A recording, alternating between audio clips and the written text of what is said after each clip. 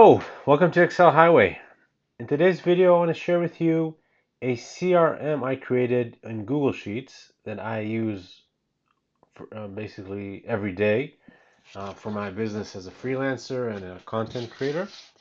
And I used a popular CRM platform in the past, and what I thought was missing, I mean, it was great, a lot of features, a lot of options, you can really do a lot of things. I just thought it was super complicated to do simple things, and the thing I was missing the most is tracking payments. It was very complicated to understand there, you know, how much payments are due to me, how much do I bill customers, what's my expected, balance. So I found that was very missing and frustrating to me, and I had to keep maintaining a side file with financial payments. And I just thought, you know what? Why don't I just build something for me that I know will be very friendly and easy to use, and will also track my payments, which was very important to me. So that's what I'm going to share with you. It's a very simple file with some tricks and neat shortcuts that help really, optimize day-to-day activities for freelancers, for small business owners. I think it's interesting for you. So stick around, I'll show you what this file could do. So first off, I have a settings sheet where I have the statuses of my tasks and my deals, and I have a list of currencies with converting them to US dollars since I work with global customers. Some pay me in their local currency, and I want to understand, um, my overall financial situation. So I have to convert it to one currency. US dollar is very common, of course, but you can change that and create a rate to euros or GBPs or whatever, and just change the numbers, and it will work. Next is the contacts sheet. So in the contacts sheet, I list my contacts. Everything here is dummy data, of course. I've used ChatGPT to create dummy data. So I've got names and fake emails and fake companies.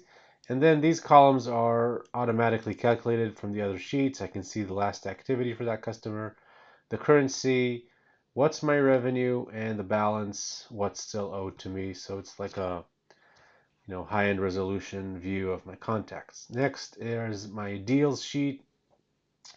I have my deal, and then I select a contact from the list, obviously from this list, and then that will pre-populate the company name.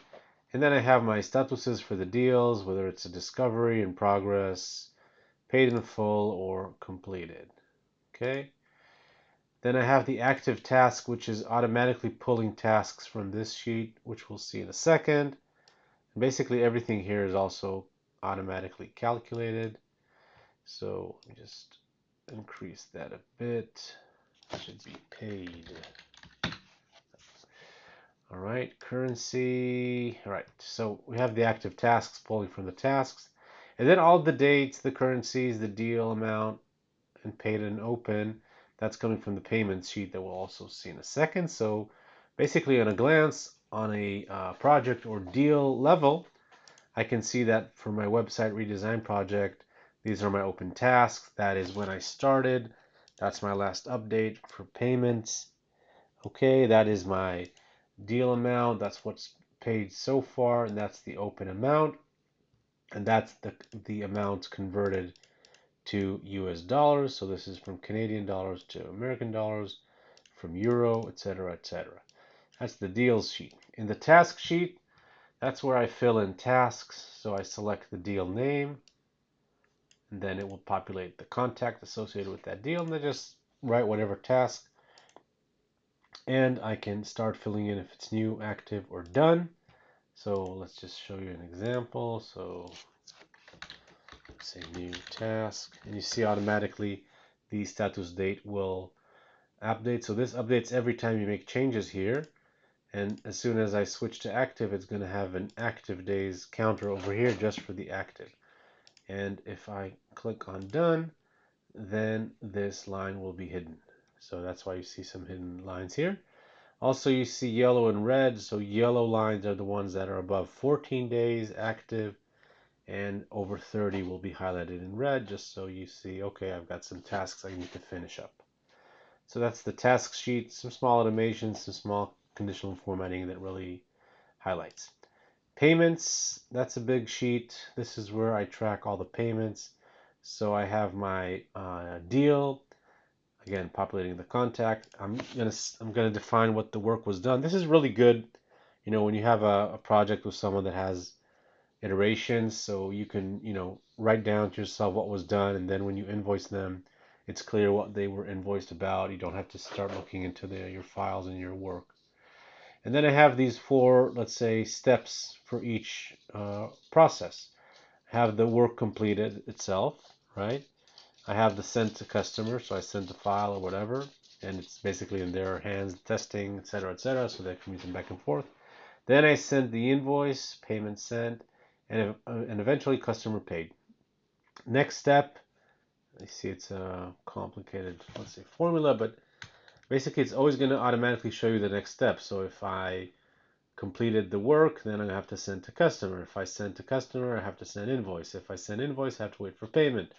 And once you click on customer paid, it will hide the row, and also, as before, the status date always changes when you change things. The start date changes once when you have a new line, then it does not change anymore. You can select the currency, you fill in the amount, then you have all these are calculated, the balance and the amounts in US dollars. Once you click on done, it will also update the paid. I'll show you to be the amount that was open. So it closes that line and hides it. So that will affect the running totals. So this is a very useful sheet for me. This is how I actually started with the payments. Now I also added two report sheets. The first one is the client view.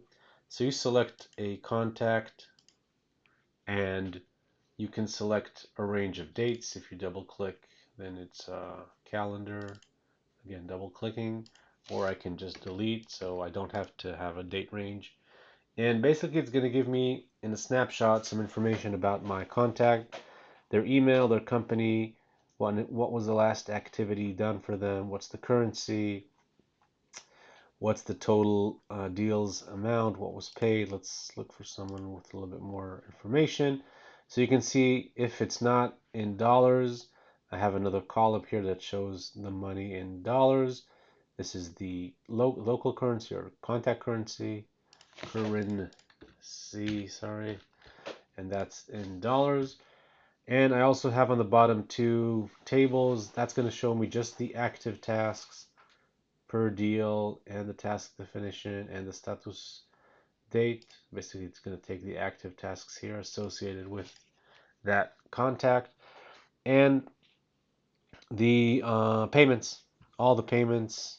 So it's going to show either what's all the, basically it's going to break this number down. So where is that number coming from? It's coming from here, and um, what was paid is coming from here, and what was in the balance is here. Okay, so that just gives you a snapshot. Of course, this can be customized, so you can see only open payments if you want, or whatever. So what's also nice is I've added some automation here, so you'll notice that based on the currency, it will update the currency format.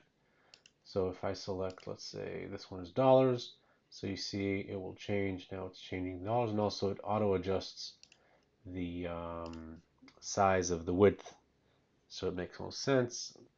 Now you see it's in GBP, so you see it in GBPs, and you still have that one in euros. So that's a nice report that I like to use now and again. And I also have the pipeline, which is a classic. Basically, it shows you how many deals are in each stage. So starting from 20 up to 2 that were paid in full, and the same analysis but in US dollars. So this is where converting everything to dollars is important, because if you want to build metrics, you have to standardize your currency. So that's it. That's something I use on a daily basis. It's on my favorites. I hope you found some value in this video, and it got you encouraged to either build your own little CRM system, or if you want, you can find this CRM on my website, purchase it, support me, and you can use it one-time payment, no subscription needed, and you can use it for your basically entire time that you want to use it. All right, I hope you have a good day. See you next time.